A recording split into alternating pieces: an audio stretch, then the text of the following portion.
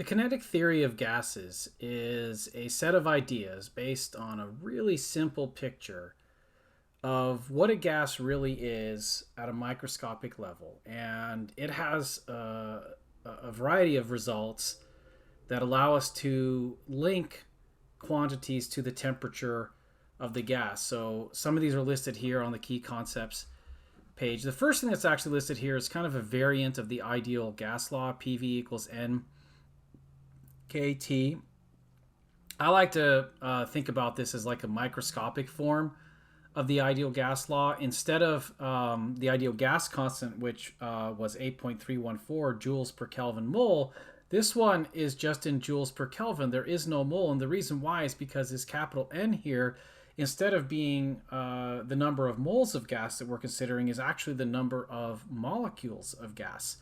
So that means there's no need for a mole unit. It turns out this is Boltzmann's constant, which today has a defined value as of 2019. It used to be a more experimentally determined constant. One of the results of the kinetic theory of gases is that the average kinetic energy of a molecule of gas is equal to 3/2 this constant K, the Boltzmann constant, times the temperature in Kelvin.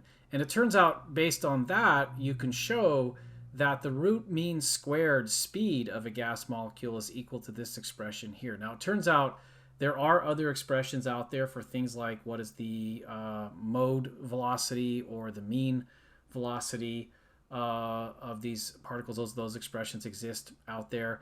But this is the easiest one to get to. So that's kind of why we're looking at that, because it's going to be pretty easy to get to it based on the ideas and the overall concept behind the kinetic theory of gases. Now, I've also listed here equipartition theorem, which really is actually kind of a broader idea than the kinetic theory of gases, because it can be applied to models of solids as well. But I kind of put it in the same topic because some of the ideas that relate or are part of the kinetic theory of gases kind of fit within its domain. The general concept of the equipartition theorem says that the amount of thermal energy in a substance is equal to the total number of degrees of freedom times 1/2 kT. So up here we already saw kind of something like that. This is 3/2 kT, which is 3 times as much.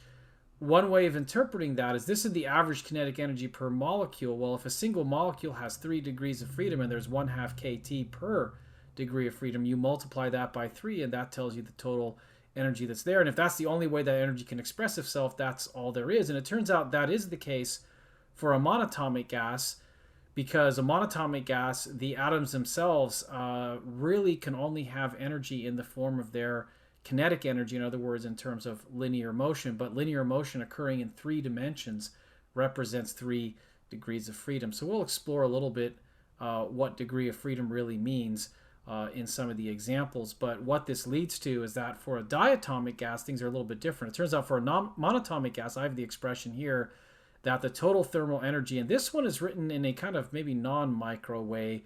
It's written in terms of moles. It's maybe the molar perspective. 3/2 nRT. In other words, N is the number of moles and R is the ideal constant. If you wanted to, you could say, though, that an expression like 3/2 capital N KT would also be valid if you're specifying your system based on the number of molecules rather than the number of moles.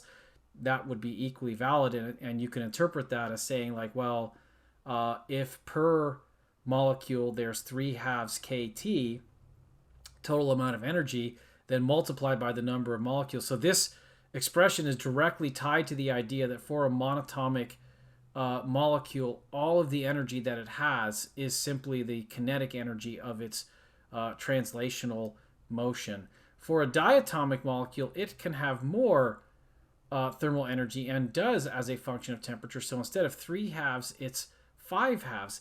And the reason why is because a diatomic molecule can rotate, and that winds up adding degrees of freedom. So that kind of all becomes part of this story. So what really is the big idea, though, with the kinetic theory of gases? The big picture is that if you have a container of gas, so let me draw over here a container of gas.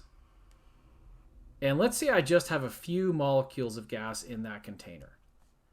At some moment, I've taken a snapshot of these few, and they're like at random positions, but they're also all going to have random velocities. So they're going to be going in random directions, but they're also going to have random speeds. So some will be moving faster than others, others will be moving slower.